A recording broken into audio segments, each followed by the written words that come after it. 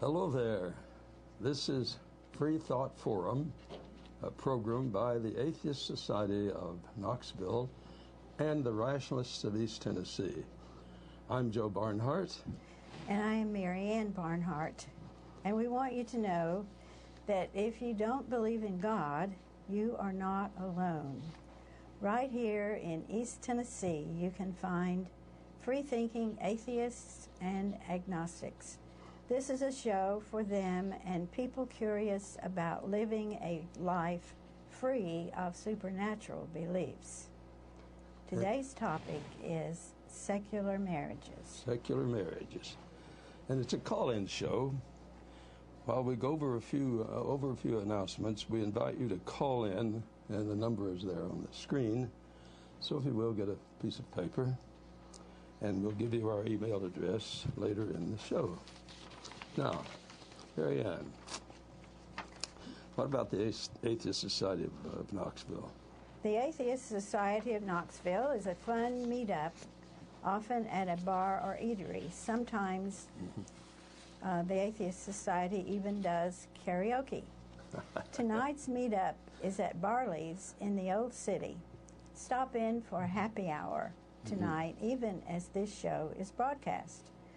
Look for the silver-jacketed copy of The God Delusion standing upright on the table. Joe, tell the viewers about the monthly activities of the Rationalists of East Tennessee. Okay, sure, thank you. Monthly, the first and third Sunday mornings are lectures, and of course they always have lively discussions. And the second Sunday is book club, and the fourth Sunday is reflections gatherings, and a potluck afternoon gathering at members' homes. October 16 is an important day. What would you have done? How could ordinary Germans have committed the Holocaust? Now, that's the Germans were not another species. So why did they participate in the Holocaust? They're going to discuss this. And the Stanford prison experiment, too. Go ahead, Marianne, let's see what we can do with the next one. October 23rd, for example, is reflection dinner. And bring your own topic and a discussion of current news from the viewpoint of Rationalists of East Tennessee and the impact on the citizens. So it's citizenship time. And it'll be meaningful to you. Visit our websites for additional details, including times and locations. Okay, now the program is what, Marianne? Secular marriages. Today we're taking calls at the number on the screen. There is about a 7-second delay in the broadcast, so once you call, please mute your television and listen to us over the phone, or we will all be confused. Okay. So let's talk about secular marriage. And let's think about this, see what you think. A Calvinist woman, a good friend of mine in Texas, once said to me that the Lord God of the universe had planned their marriage, and that it was a marriage then made in heaven. And I had a great respect for this woman. We had worked together. But I did ask her, did that plan include your divorce in order to marry this man? Now, she, a Calvinist, a good thinker, she said, well, I hadn't thought about that. Now, she's not unlike a lot of us. We sometimes don't think about the implications of our viewpoint. But our marriage is made in heaven. Actually, marriages are made on earth. So it takes time, intelligence, and trustworthy references to better ensure a successful choice for marriage. The engagement period serves partly to gather information about the other person's character. Interests, and so forth, even a background check. And you can get acquainted with the extended family members, and those traditions which we heard from Fiddler on the Roof. Fiddler on the Roof, yes.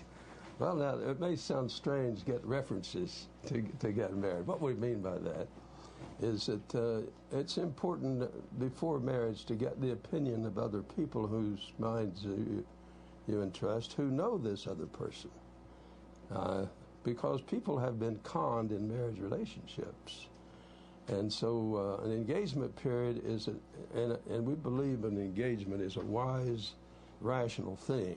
It's a time to collect information about who the other person is, and you can't do that overnight. And it is wise to collect information from other people who know this other person. And so that, after all, what decision on earth is more important than your marriage? I mean, it's going to affect your children. The basic foundation of a good marriage is friendship, genuine acceptance of each other with faults and all. A couple needs both common goals and separate goals, which they share. They also can share each other's dreams, visions, losses of expectations, and those non-events that sometimes are dreamed about. What's an example of a non-expectation? A non-event would be expecting certain things to happen with other family members, to be invited to take part in things that they do, and maybe it doesn't occur. So you can't build a life around things that don't happen when you expect it. Well, yeah, that makes a lot of sense. Some people have spent a lot of years because a certain thing didn't happen when they wanted it. Yeah, sometimes it maybe when it didn't come off, you just develop a sense of humor, maybe. We just lost out on something. What about, you mentioned to me once, Marianne had did a lot of marriage counseling. I got free marriage counseling sometimes. And one thing she pointed out is she had couples who would say begrudgingly, yeah, I'll go along with you. And I think in a good marriage, when you compromise begrudgingly, what do you think, Marianne? Well, it's better to nail down how each feels about a certain activity. Yeah. And maybe one partner needs a little more time to get adjusted. Instead of saying, you want me to do what? Yeah. Maybe it takes learning a new skill. And that's another asset of marriage, is learning a part of yourself that you didn't know you had. It's imperative to develop and nurture a sense of humor. Did you know when you married me that I would be the microwave king? I never expected that to happen, but it's a marvelous surprise. I wish there could be more surprises than that. So, okay, congeniality is a part of any good marriage. A secular marriage on earth, dealing with real people, with their real lives, know that a compatibility presupposes congeniality, good-naturedness. As Kant said in another program we had, is the goodwill toward other people. And the person you would want to have the best goodwill toward would be the one you marry, your spouse. And my father once said, you remember, said if I wanted to talk to a mannequin, I'd go downtown to the department store. What do you think Pop meant by that? I think he enjoyed good feedback. Yeah, he did. Regular feedback and conversation. He was a social creature and had a lot of wisdom. And that's why I think people, when he went downtown in Knoxville, people just stopped him to talk with him because he was congenial. People for him were not mannequins. They were people to listen to and to talk with. Have you ever heard the expression, Well, you had mentioned friendship. Press, you had a point on that. Well, the friendships outside the marriage can be very beneficial.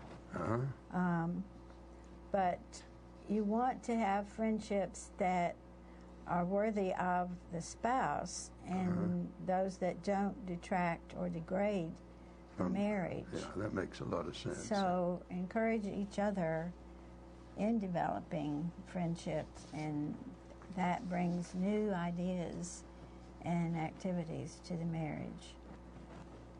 Let me bring up another point and see what you think. Have you ever heard the expression, "That's just like a man"? What do you think that means? That's just like a man. Well, that goes against my ideas of stereotyping, and that is something you want to avoid. Yeah. Women are not all alike, and men are not all alike. Yeah, treat each person as individual, and use your ability to help your spouse develop skills that others might overlook. You can be a PR for your spouse. For your spouse. Yeah, and I like that. And you once mentioned to me something about active listening. Wow, how important. Listen and reply to your spouse so that he or she knows what the message is. Sometimes we can be so much dealing with a misunderstanding simply because we haven't known what we were intending to discuss in the first place. Yeah. So if you give some feedback, just the very words that are said to you, just turn around and say, "This is what we want to, is this what you mean?" Because hearing and perception are very critical. So you can hear but not perceive what the person... So you're suggesting sometimes, if I'm understanding, is repeat the person's statement, maybe in your words, to make sure that they understand it, you understand that you are on the same page. Yeah, otherwise you really can't disagree unless you first understand, can you? I mean, marriage sometimes, if it's worth anything, is going to have disagreements. And so it's important not to misunderstand so that the disagreement can be real and not just a misunderstanding. So what about reading other people's minds? That's what you're... We all think we're good at that sometimes, don't we? Yeah. We make assumptions. Something that maybe we learned when we were growing up, and we expect that to be in other families, and it just may not be the case at all. And so we don't expect others to read our minds.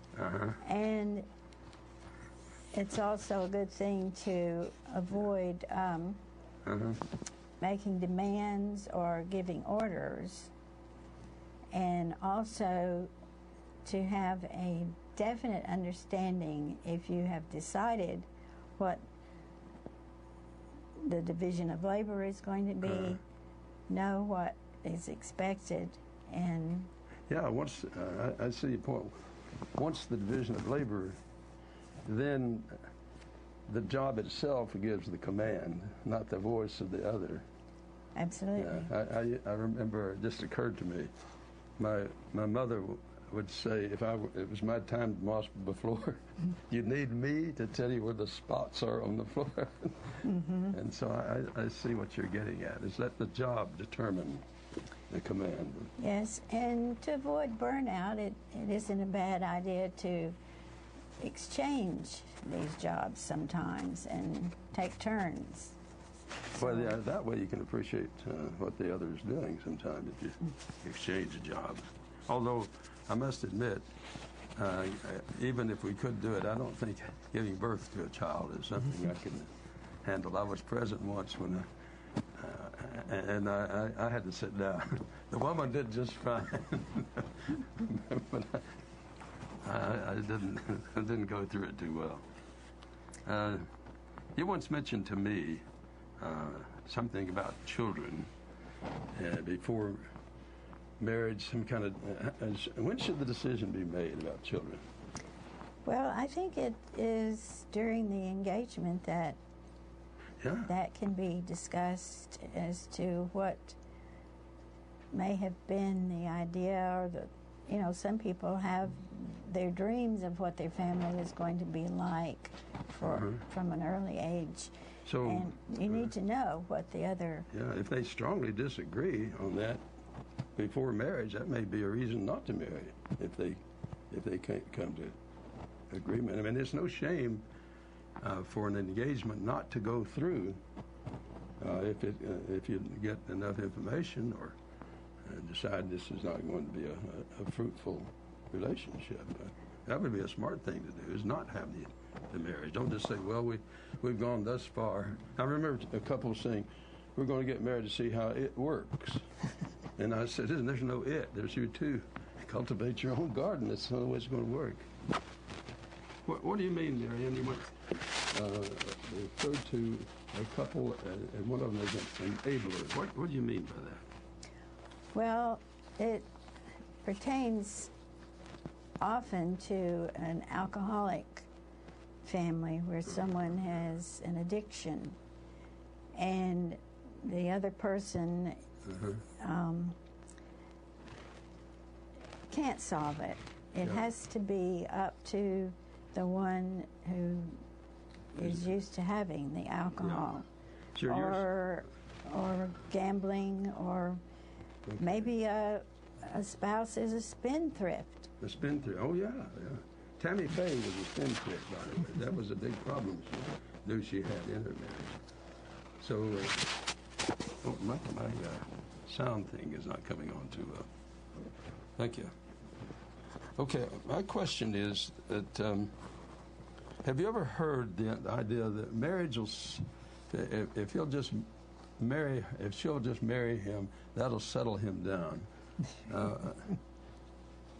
As if you marry someone to reform them. What do you think about that, Marianne? Marrying someone to reform them. I think that is a lost cause, and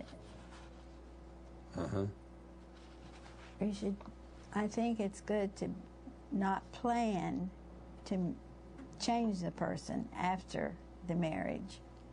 Just don't. Okay, we got a phone call. Let's see what's going on. Did we connect? Hello. Hello.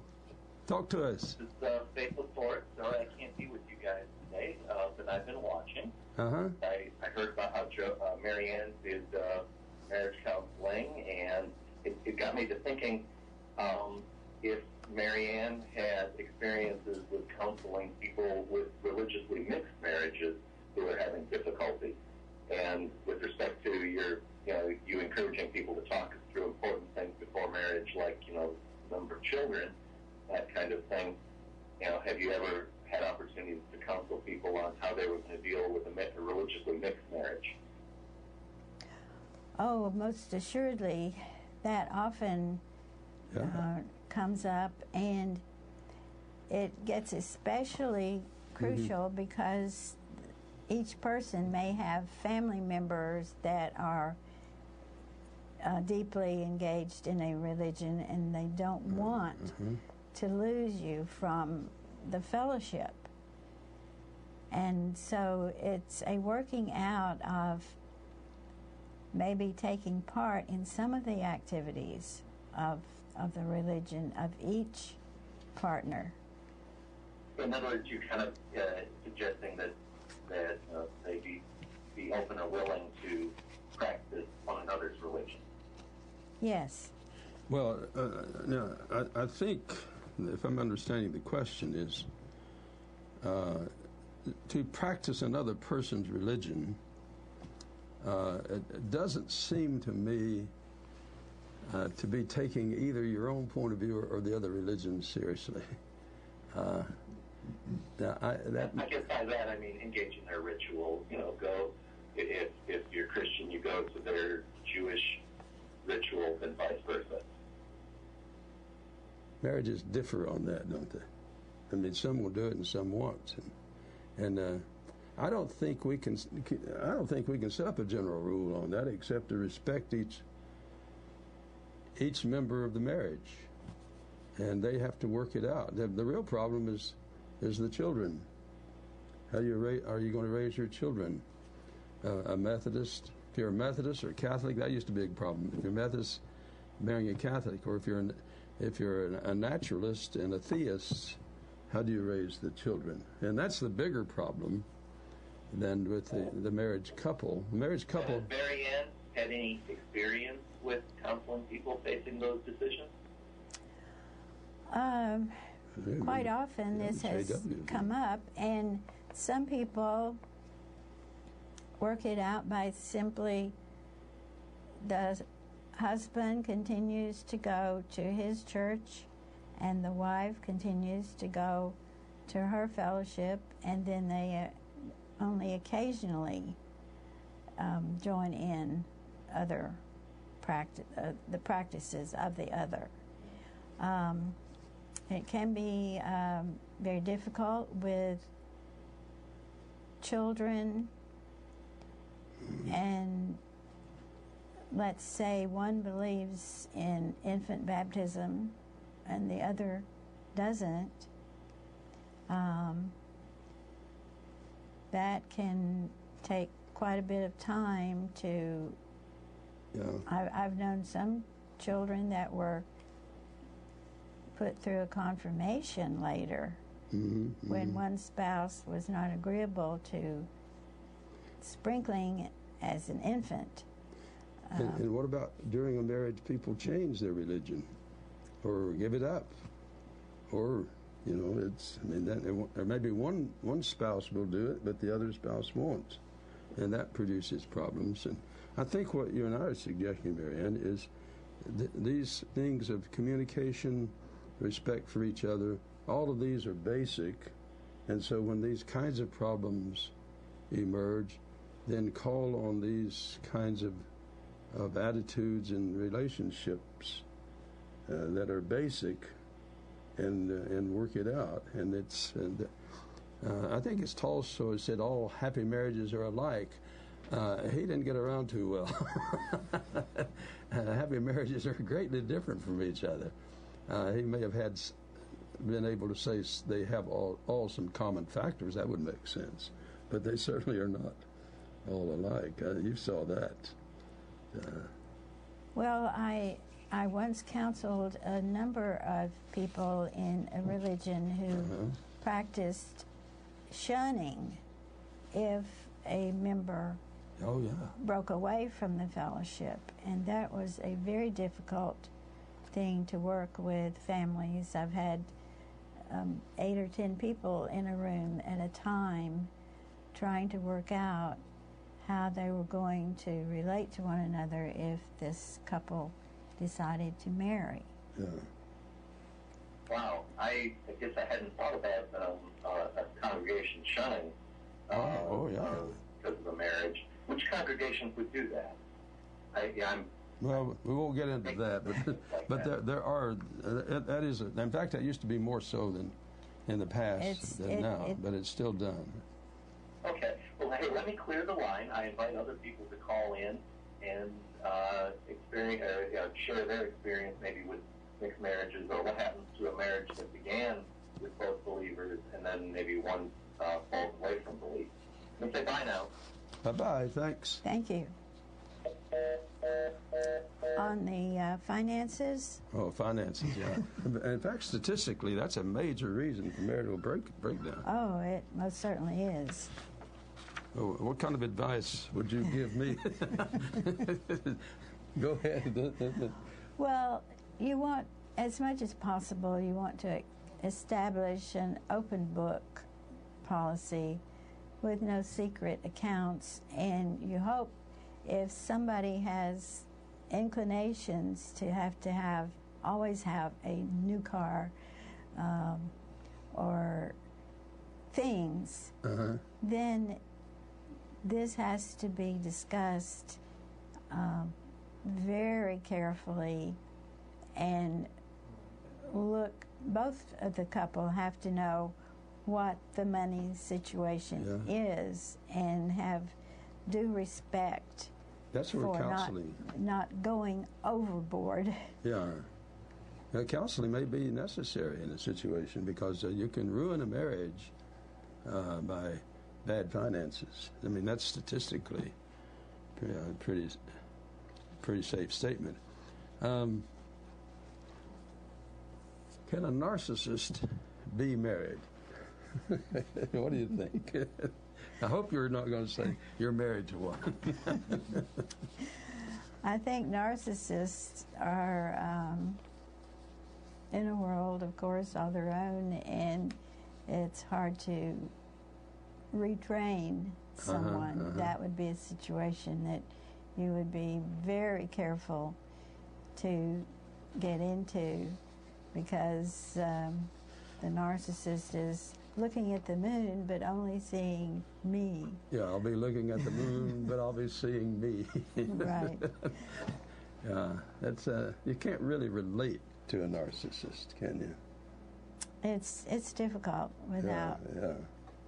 It'd be like trying to make a moral agreement with a sociopath. Mm-hmm. What about, you mentioned something about respect for the joy of the other person. That seems to be a useful statement. Well, I think it is, it's a way to enrich the relationship, to learn what the other person delights in, and you can sometimes see a whole change of expression to certain kinds of music.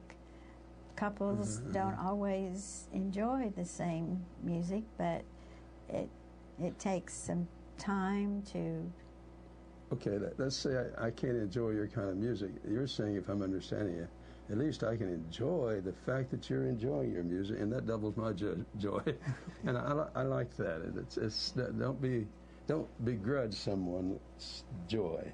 And in fact, if you can, share in it, and that increases your own joy. Oh, very much so. I knew a woman once who had very little. It was an aunt of mine, had very little of this world's goods, but she knew how to participate in the joys of other people, and naturally we liked to have her around. In fact, we couldn't wait to have her over for Christmas every day, because she had as much joy at our presence as she had, as we had. Mm-hmm. Mm-hmm. So there's a phrase that, there's another phone call. Let's see what we got here. Go ahead. Hey there, I'm calling you to Freethought Forum Show. Go. Did we get a call? He's still on the line. Oh, go ahead. I'm listening. Yes, I was wondering if you had any suggestions for successfully raising a child when one parent is semi-heavily fundamentalist religious while the other parent is atheist. Because this was the situation I grew up, where my father was quite atheistic and my mother not so much. Oh, yeah, I think there's some good ground rules on this. First of all, you can come to agreement that you both love that child very much, while you don't want to focus on your disagreements. I mean, you acknowledge them and think they're real, and that's important, to acknowledge that they are real. But focus upon the agreements, and the couple will find that they have an enormous number of agreements. And, for example, they want their child to be healthy. They want the child to have a lot of fun.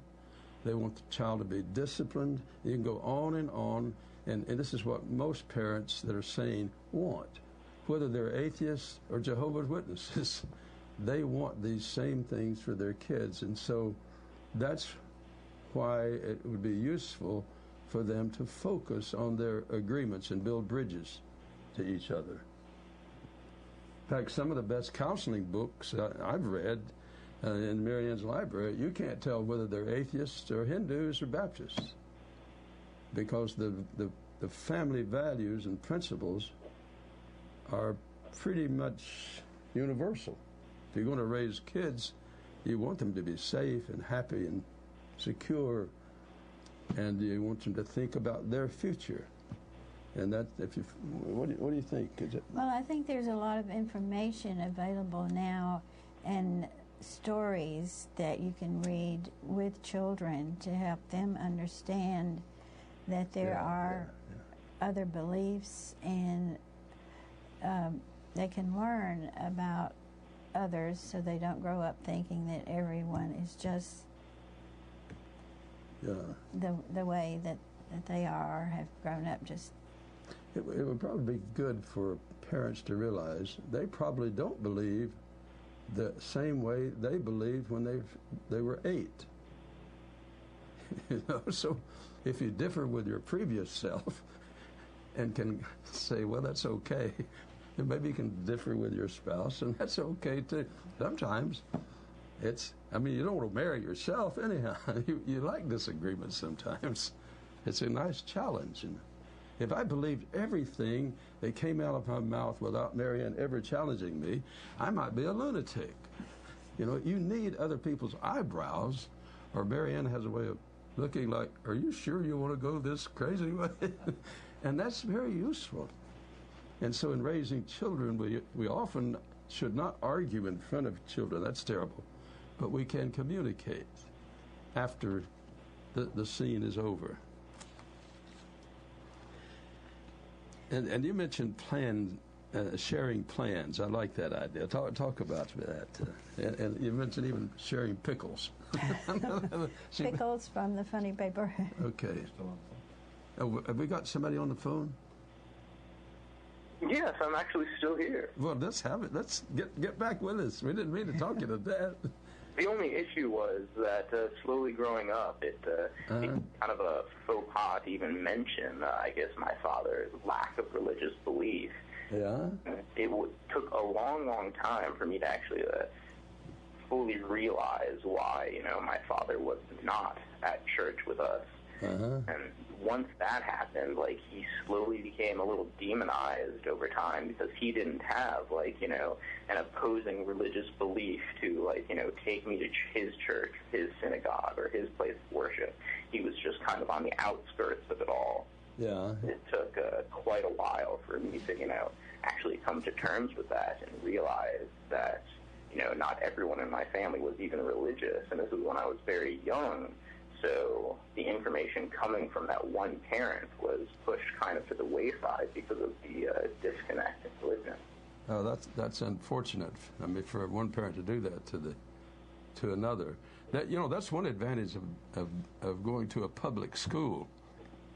In a public school, you can meet people with diverse perspectives, and that's a very good thing in this country, it seems to me. You mentioned sharing plans. Let's get back to our caller. Have you got some other idea you'd like to share with us? Well, the problem was that it wasn't like the other parent pushed this on them at all. It's just that the other side of the story wasn't even recognized. Yeah. And therefore, everything coming from that side of the parent didn't really have a foundation to work with. If the father had, he might have been able to quote to the mother, don't you remember the golden rule? Treat others the way you'd like to be treated. I mean, I have known Christians who had spouses from another viewpoint, and they were able to treat them with respect. Do you watch the show regularly? Regularly enough, I suppose. Yeah, we hope you'll keep on with us. And thank you very much. Excellent. Let's talk about I mentioned the word pickles. Oh, yes. Well, it's about time of having a break here, so let's, before we get carried away with this, let's go to our break. Just in case you're tuning in, this is a Freethought Forum, a program by the Atheist Society of Knoxville and the Rationalists of East Tennessee. And it's founded by the Atheist Society of Knoxville, and the Rationalists of East Tennessee, and by their contributions. Without that, we couldn't do this. And we'd like to thank PK and SK. Who are PK and SK? They're two people we'd like to express a special gratitude for their contributions to us. You can send us feedback at the email address on your screen, but you don't need to wait. This is a call-in show, and we are live today, October 11, 2011. Okay, the Society of Atheist Society of Knoxville, or ASK, meets several times during the week. We have evening meetings up. It was for fun, for fellowship, food, and drink. And for atheists, agnostics, freethinkers, humanists who are reaching out with social support for like-minded people in East Tennessee. And the mission statement is right here, Marianne. Read the mission statement for ASK. To supply a venue for community, camaraderie, and outreach to the rationalist atheists in the Knoxville area. Remember, you are not alone. Yeah, look at our TV for the ASK, look for the location. We've got a call. Okay, can we hear from you, please? Hello. Hello. This is Joan. Hi, Joan. I wondered if you have any statistics on whether religious or non-religious couples in the United States are more likely to divorce. Yeah, I have read the statistics, but I can't quote them.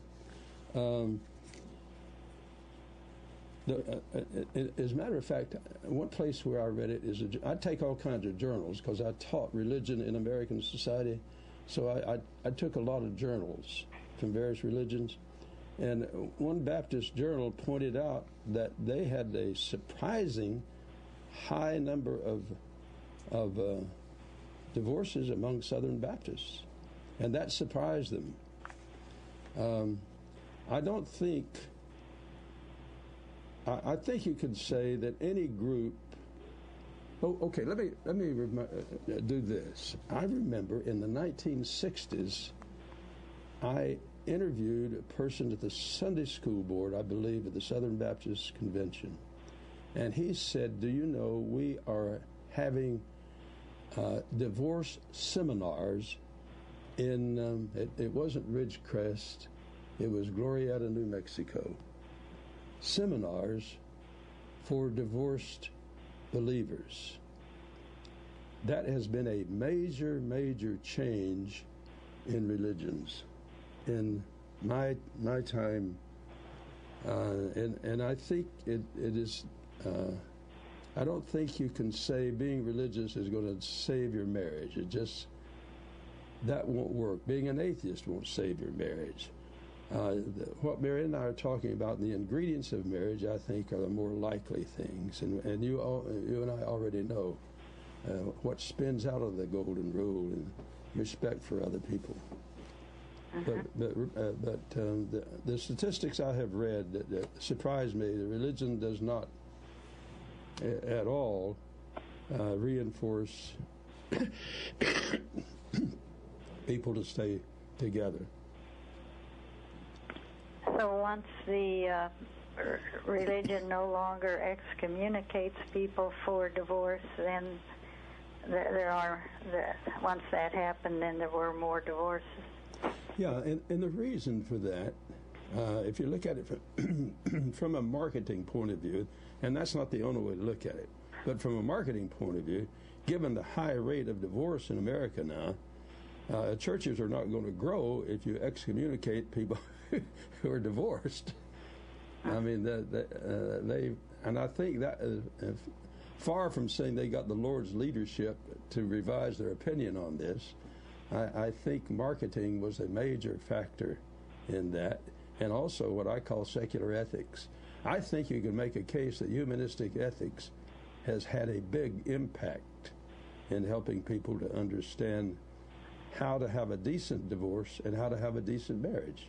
I wonder if Mary noticed any difference in her counseling between religious and non-religious couples. You don't remember the JW?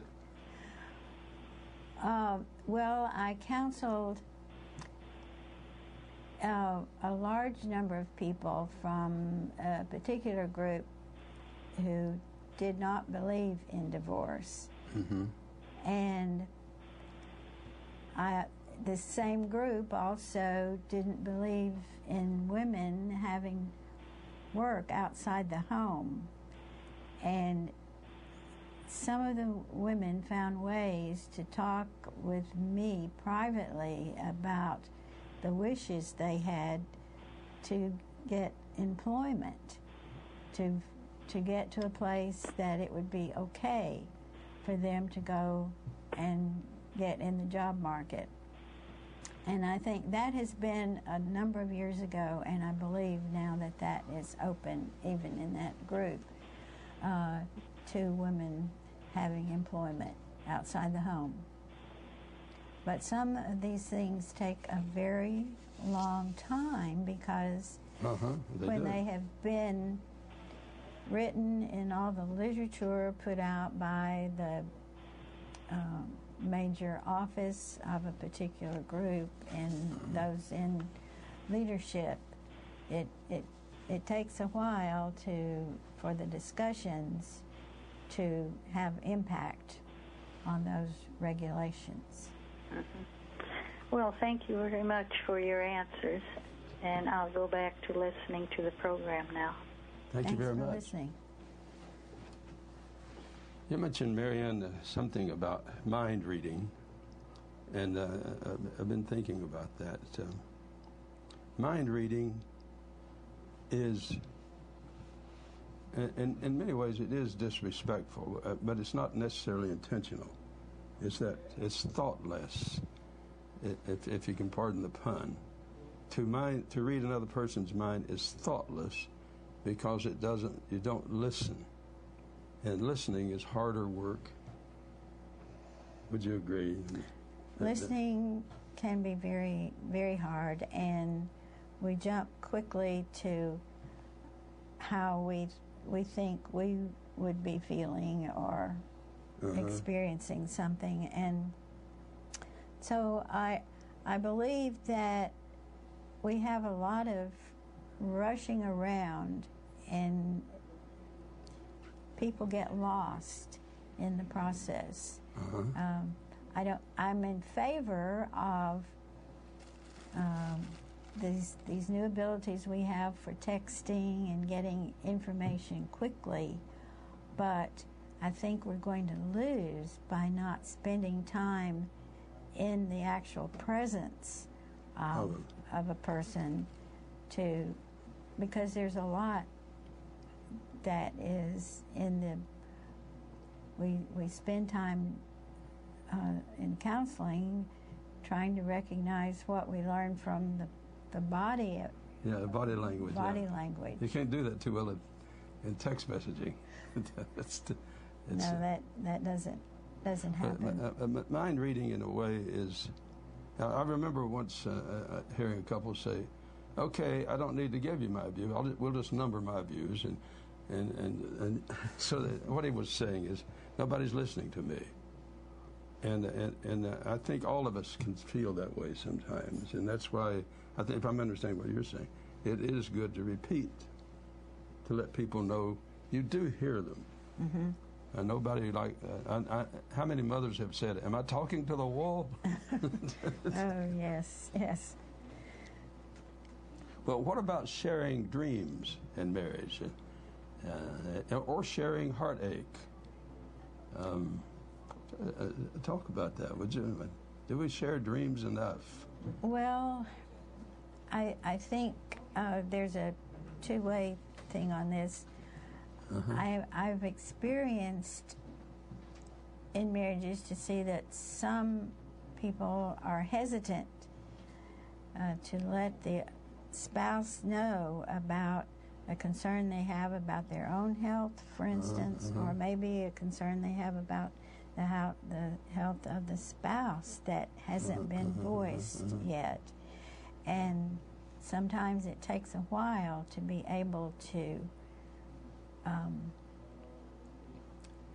come to terms with what is happening in the life and in the mind. We can help relieve the stress if we just get right down to it. I'll never forget the day that I had to come home and say I've been diagnosed with cancer. And it was a good feeling for me when you went to the calendar and said, this is, we need to have this meeting with your doctor and we need to get the surgery set up, just block everything out. And we need to go ahead and let a spouse know what's going on inside so they can be of assistance. So not only share dreams, but fears. Hopes. Aspirations. And what about memories? Memories are... that's the one advantage of staying together for a long time, is you can have a lot of good memories. And how long have you been married? Well, I've been married 57 years. I'm glad you did not say 100. It may feel like 100 to you. Well, that's exactly how long I've been married. And it is so far good. Do you like being married? Yes, I do. I enjoy being married. Right here on television, you heard it. Well, it is sad when people don't enjoy. We have seen friends sometimes, they seem to cut each other down as if that was a pleasure. But I'm not sure it'd be the pleasure to both of them. So your notion is to be each other's PR. Yes. And I like each other's best friend. And by the way, what about gunny sacking? I once heard you a long time ago mention the word gunny sacking in America. Don't gunny sack. Hey, can you explain that? Well, I think sometimes people have arguments or they bring up a grievance and it doesn't get finalized and wrapped up and settled. So that later on, when something else comes up, then they have this weight on their back that comes out all at once. I got it. So they pack all of these grudges in the bag and then bring it out and punch a hole in it and it pours out. Well, if you could just have an understanding that if something does surface that is difficult for one or the other, you need to deal with it and finalize it so you can move on. Not carrying a grudge. I remember at a meeting once, I was so angry at this committee meeting. I said, I am mad as heck, but I can't remember who I was mad at. And they all pointed to the other guy. And unfortunately, I had forgotten who it was, and pretty soon I just forgot what the heck I was mad about. So you're saying carrying grudges is bad for the heart? Well, it's bad. It's really hard on the one who wants to carry it, and then that deprives the other one of some of their genuine and undivided attention and care, because that is a block or a hang-up. Okay, now, what if some member of the marriage has really done their harm? We had, you had written something about forgiveness, and I remember I read a paper once. A group of evangelical psychologists actually invited me over to read the paper and present the paper. What's the difference? What do you mean by forgiveness? It's not groveling, is it? No, forgiveness means finalizing between you what the problem was. So you recognize it for what it was and agree to move on. It's a real problem. Yeah, it's not. So there's a difference between overlooking and forgiving. Yeah, or putting aside. Yeah. Okay, I'll give you an extreme. Suppose someone kills another person's brother, the surviving brother can't say, well, that's something we can overlook. I mean, forgiveness presupposes something really harmful has been done, and the person who did it needs to recognize it. Is that what you're saying? Absolutely. And the other person then has to expect that person to see that it's wrong, and then the acceptance can come after that. Okay, that makes sense to me. Forgiveness then means it's time not to be carrying a grudge, because that's self-destructive. Yes. To both, and you need to build up. Okay, now you had mentioned checking in once, the family system. What did you mean by that? To see how? Well, I think it's good in a family to have some time to look and see what is going on between the various members. There may be a number of people living in a house together. We have many extended families who live under the same roof, and it's important to have some check-in times to see if the others are feeling neglected, if there are disturbances, if people upstairs could wear softer shoes. You remember another person you referred me to once in the reading material was Virginia Satir, and check me if I'm wrong in this, and she says she had a group in the family to tie strings each to the other. You remember? Oh, it was a beautiful example. And then when one stood up with a string attached, that pulled every other member of the family. And then when that family member stood up, that pulled every other member of the family. And of course, eventually you could see everybody was connected. And no matter everything that every time someone did something, it did affect the rest of the family. Yes, and we're so unaware of how something we say or do can impact every family member. And for good as well as bad. I mean, a smile at the right time can really do wonders for a family I'll member. never forget a young man who, in a session, said, I just hoped I'd have somebody to speak to me when I woke up in the morning. And he happened to get someone who was not a morning person. Yeah. You remember, it was the Churchills who had a rule, Winston Churchill and his wife, they would not speak to each other before 10 a.m. in the morning because they were both p.m. people. And I thought that was a very good compromise, just maybe leave a note on the refrigerator. And luckily we didn't turn out that way in our marriage, because I did have to settle down early in marriage. You don't sing at 6 in the morning. Have mercy. Too much happiness can ruin a marriage. And there's so many ways to communicate, like our granddaughter bringing us a notepad with a message on it last night. Oh, here's a good phone call. Let's see what we have here. Go ahead, please. Hello, Joe and Marianne. Calling. I wanted to point out that as director of CountQuest, the program for non-believing children and children of non-believing parents, I do encounter a number of situations where parents are divorced, are engaged in divorce, and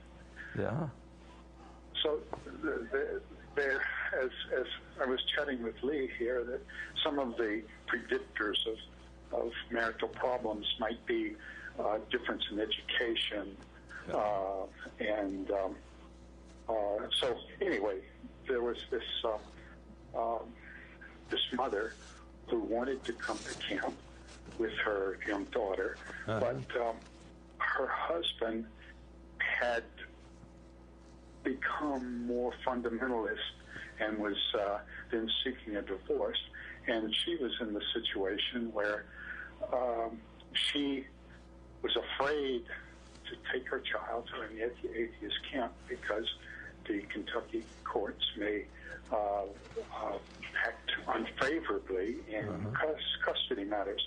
Now, she was a person who was working at a university, and I don't know what the situation with the father was, but this is an example of the kind of things that we sometimes run across, where you can have these extreme differences, and perhaps the father had gotten to the point where he became intolerant of the mother's views. So I wanted to bring this up and see what you might have to say about something like this. Let me give you a personal thing on this. I had a man who called me on the phone once, and his reason was to complain about my teaching, and it was a very moving call, because he said, I can't talk to my son the way I used to after taking your course. Now, this man was an evangelical Christian, and I remembered the son in class, and I remember a process he went through. And so what it amounted to is the son had changed his thinking somewhat. He went to college and he met other viewpoints. And I said, well, you're a father, and I'm a father too, and I know what you're going through. We all go through this, and it's sometimes very painful. But I said, let me ask you this. Is your son now, who's disagreeing with you so much in religion, is he stealing? And he said, well, no, of course not. I said, well, is he lying a lot? And on and on. And he said, well, no, he's a very good person. He got kind of irritated with me. And then I said, I think you can look upon yourself as a highly successful father. You've raised a very interesting son. And we went on and talked some more. And at the end of the conversation, it was a long conversation, he said, well, I'm very happy that I called you. He called me to really ream me out, but he realized fatherhood's a hard job. Marriage is a hard job sometimes. And then when people disagree on their religion, it makes it even more difficult, and it makes it hard on the children. Think of the children. Put the children first, because after all, they're helpless, the little ones. So how much time we got? About 1 minute, so we've got to hurry here, Marianne. Okay, thank you, Joe and Marianne. I'll sign off here. Goodbye. Thank you. Well, to wrap things up, get your pen and pad out there, if you will. This has been a Freethought program for the Atheist Society of Knoxville and the Rationalists of East Tennessee. And there you go, Marianne. There's a line for you. Oh, yes. We need your feedback.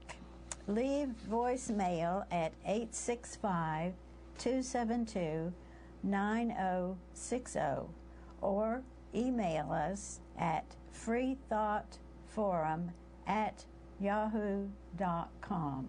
We'd love to hear from you. Sorry we didn't get into the issue of who's the authority in the family.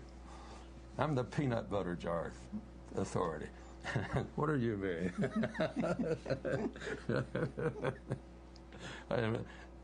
What's the subject? If you're an authority on what subject? Oh, that's an interesting one. We got 4 more seconds. We want to thank you for being with us.